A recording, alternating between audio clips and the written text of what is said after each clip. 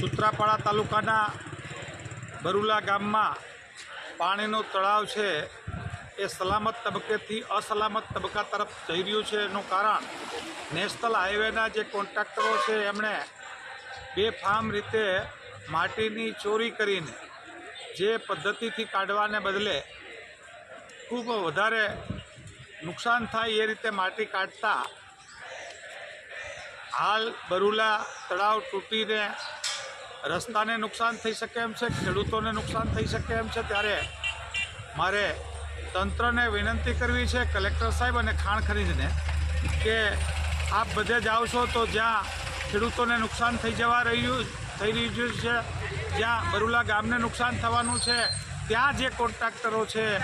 એમની ઊંડી તપાસ કરી કેટલીક ખનીજ ચોરીના પૈસો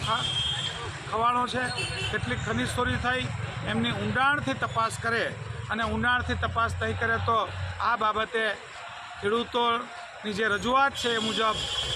આગળ જઈને હાઈકોર્ટમાં રીટ દાખલ કરવી પડે એટલું મોટું નુકસાન થઈ રહ્યું છે. ત્યારે બરુલા ગામના તળાવ બાબતે કલેક્ટર સાહેબ, ખાણ ખનીજ ખાતું અને તંત્ર તાત્કાલિક એમની ઊંડાણથી તપાસ કરે અને લોકોને ન્યાય આપે એવી મારી અપીલ છે.